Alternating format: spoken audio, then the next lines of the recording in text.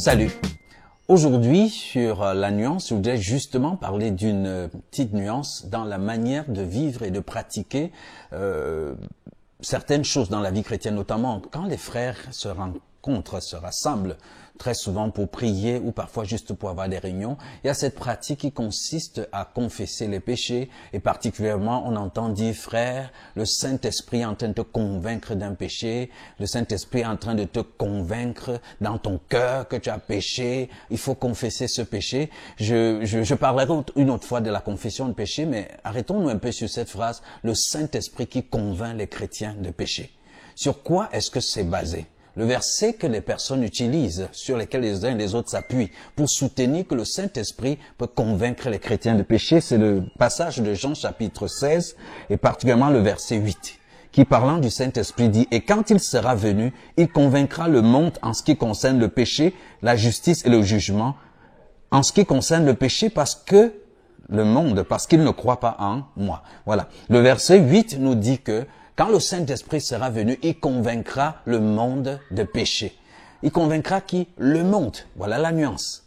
Il ne convaincra pas les chrétiens, il convaincra le monde de péché, de justice et de jugement. Certains disent que oui, mais les chrétiens font partie du monde. Non, le verset 9 vient nous préciser que il parle spécifiquement du monde qui n'a pas cru en lui. Le verset 9 dit, en ce qui concerne le péché, parce qu'il ne croit pas en moi. Nous savons tous que celui qui est chrétien, c'est celui qui a cru ou qui croit en Jésus-Christ. Le verset 9 dit que le monde dont il s'agit au verset 8, c'est le monde qui ne croit pas en lui. Donc il ne s'agit pas du chrétien. Maintenant, bibliquement, est-ce qu'il y a quand même des éléments, des entités qui peuvent accuser ou convaincre le chrétien de péché? Et qu'est-ce que Dieu en dit? Regardons premièrement 1 Jean chapitre 3 verset 20. Là il est écrit, car si notre cœur nous condamne, Dieu est plus grand que notre cœur et il connaît toutes choses. Bien-aimés, si notre cœur ne nous condamne pas, nous avons de l'assurance devant Dieu. Jean nous enseigne que notre cœur peut nous condamner.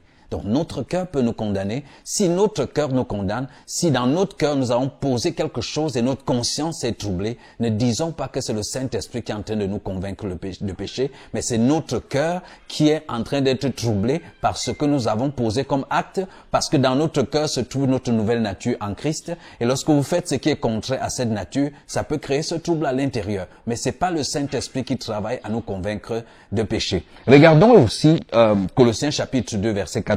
Là, il est écrit, il a effacé l'acte dont les ordonnances nous condamnaient et qui subsistait contre nous et il l'a détruit en le clouant à la croix. Ici, l'apôtre Paul veut nous faire comprendre que il y a l'acte dont les ordonnances nous condamnaient, parlant de la loi de Moïse et tout ce qui va avec. Donc, avant que Jésus ne meure à la croix et ne ressuscite avec nous, ensemble avec nous, il était possible que la loi de Moïse et toutes ces choses nous condamnent. Donc, en réalité, beaucoup de chrétiens peuvent sentir cette condamnation, cette accusation, cette culpabilité à l'intérieur, simplement parce qu'ils vivent dans la conscience de la loi de Moïse et de tout ce qui va avec.